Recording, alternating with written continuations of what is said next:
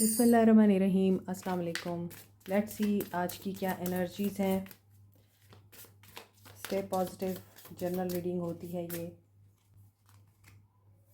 Too soon, आप बहुत जल्दबाजी में हैं या फिर आप बहुत जल्दी रिलेशनशिप में स्टक हो गए हैं, सीरियस हो गए हैं और आपने उस इंसान को अभी समझा भी नहीं, देखा भी नहीं, परखा भी नहीं और आप उसके साथ कमिटेड हो गए हैं। ये ऐसा लगता है कि किसी का बिल्कुल इनिशियल एंड बिल्कुल बिगनिंग ऑफ रिलेशनशिप है और उसमें आप इतने सीरियस हो गए हैं कि आप अब ड्रेन हो रहे हैं। आपकी एनर्जीज़ और आपका ऑरा डिस्टर्ब हो रहा है।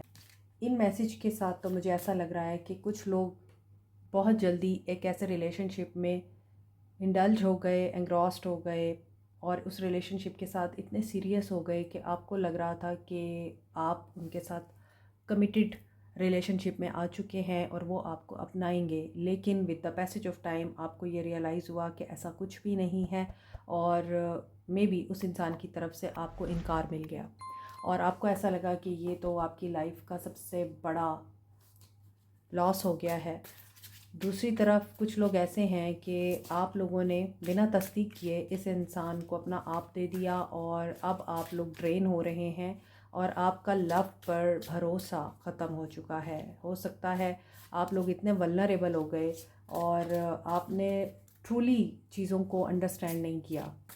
पर्सन की एनर्जीज देखते हैं। लोन वोल्फ, ये इंसान खुद भी लोनली फील कर रहे हैं और ये वो इंसान है जो लोगों को अपने करीब नहीं आने देता या इसको लव से डर लगता है और इनको ये लगता है कि अगर ये बहुत ज़्यादा वल्नरेबल हो जाएंगे या अपने आप को ओपन अप कर देंगे दुनिया के सामने, लोगों के सामने, तो लोग इनका फ़ायदा उठाएंगे और उनको हर्ट करेंगे। देखें again fear loneliness.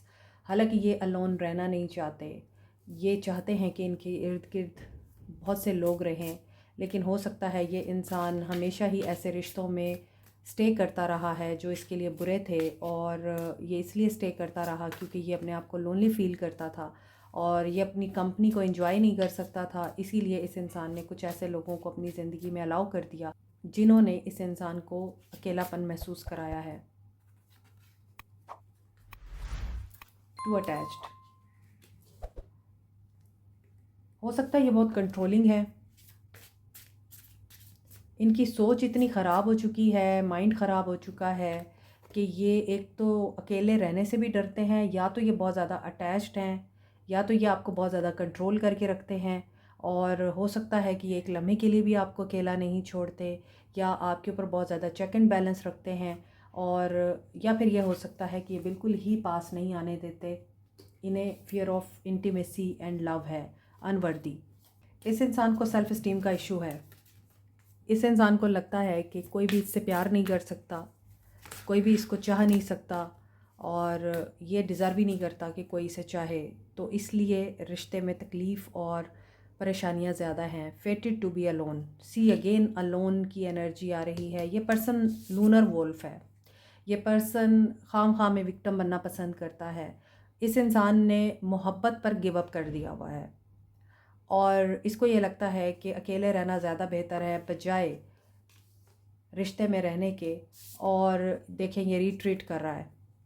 Your fear of being hurt has made you retreat, it's time to get out and try again.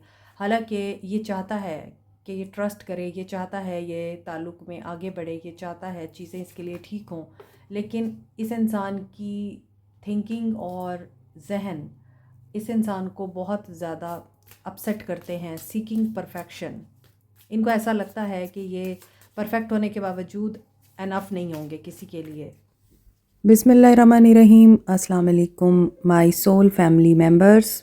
आपके लिए एक बहुत ही खूबसूरत सा सरप्राइज़ है कि आप लोग अक्सर मुझसे पूछते थे कि मैंने जो ब्रेसलेट्स पहन रखे हैं ये कहाँ से मिल सकते हैं, आप लोग भी बाय करना चाहते हैं तो ये हमसे ही मिल सकते हैं अब। और ये 100% ओरिजिनल क्रिस्टल्स के ब्रेसलेट्स हैं। ये वाइट पर्ल है और ये रॉ फॉर्म में आपको दिख रहा है। आप इसके बीड्स भी बनाकर पहन सकते हैं। ये विजडम, प्योरिटी, इनोसेंस और लॉयल्टी के लिए यूज़ होता है। इसके अलावा आपने देखा होगा कि ब्राइडल्स अक्सर इसके सेट्स पहनती हैं।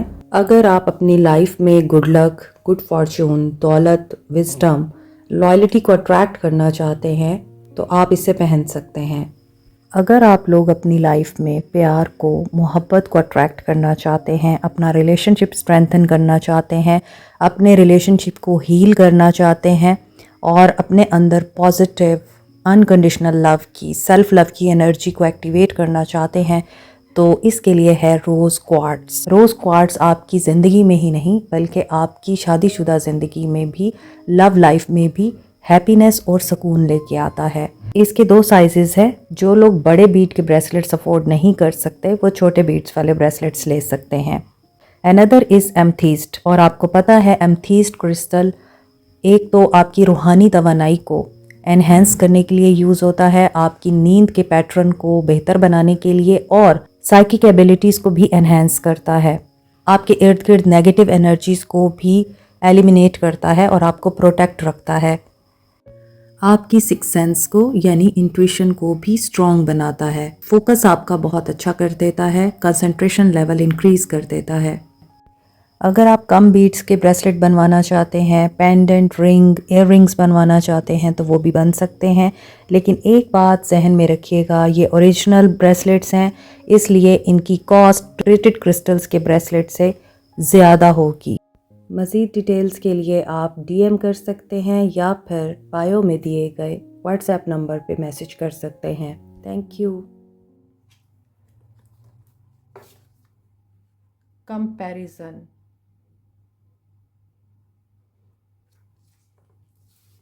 मे भी आपके साथ ये इंसान कंपैरिजन में रहा है हमेशा, और वो यही वजह है कि आप किसी और की तरह नहीं हो सकते, कोई और आप जैसा नहीं हो सकता। जो आपकी जगह है वो आपकी जगह है, जो आपकी पर्सनालिटी है वो आपकी है।